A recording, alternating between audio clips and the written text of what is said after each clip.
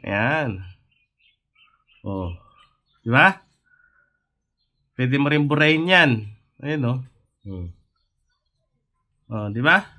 Okay guys, so materials muna tayo. Okay, so yung materials na gagamitin natin ay pwede tayo gumamit ng cold laminating film, yung phototop natin na glossy. Okay, so mas maganda kasi to dahil glossy siya na phototop. Ayan, at syempre kailangan natin ng Sentra board. Okay.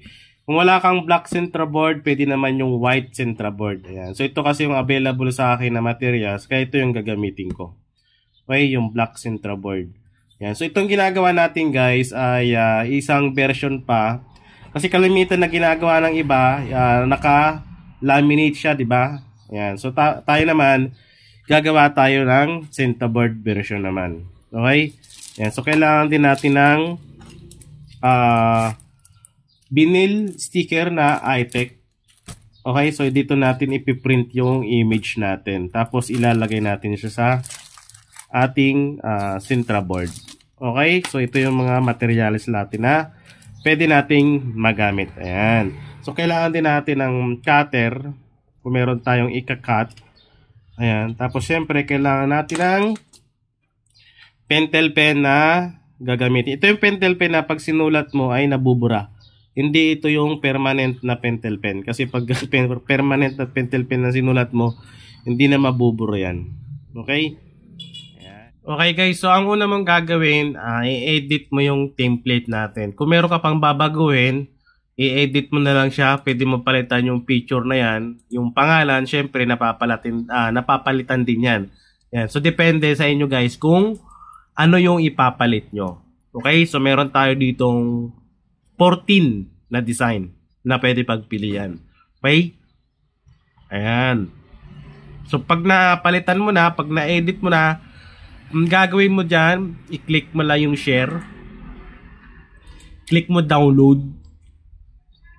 Select mo yung PNG. Uncheck mo lang yan, piliin mo lang kung ano yung na-edit mo at yun lang i-download mo para mabilis mag-download. Okay? Click download. Pagkatapos mo guys i-download, isunod mo na yung pag-print. Okay? Ayan. So pipili ka na lang kung ano yung ipiprint mo. Ayan. So akin, ang ginagamit kong software ay Photoscape. Ayan. Pwede ka gumamit ng MS Word or Photoshop kung ano man yung ginagamit mong software pa nagpiprint ka. Okay? Ayan. So pare-pareho lang naman yan. Dito tayo sa properties. Kailangan yung paper type, pwedeng glossy, pwedeng matte. Okay? Sa quality, standard lang, okay na yan. Kasi sticker naman at maganda naman yung kulay niyan. Okay? So karamihan kasi dyan, panag-quality high lang pag sa photo paper. Ayan. So depende sa inyo guys. Okay? So print mo na yung ating layout. Okay? So pag na-print na natin siya, ayan, na-print na natin, ang sunod natin gagawin, lalagyan na natin siya ng phototop. Okay? Ayan, lalagyan lang natin siya ng phototop.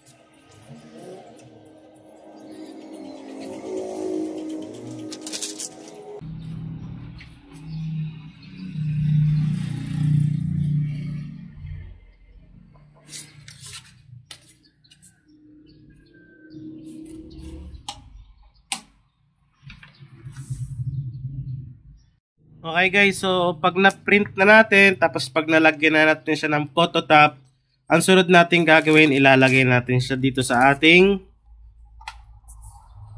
Sentra board. Okay? Ayan, kuha tayo ng isa.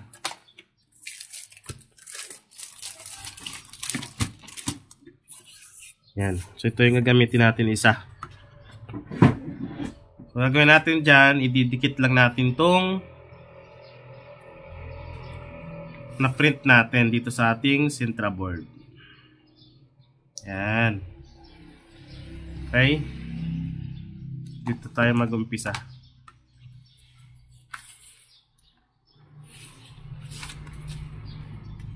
So, gagawin mo dyan, tutupiin mo lang ng maliit. Yan. Okay. So, pag natupi na yan, lagay lang natin siya dyan.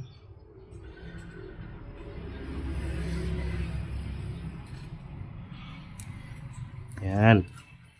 Na.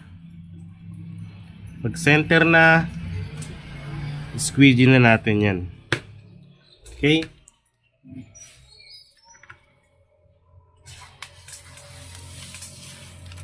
Yun.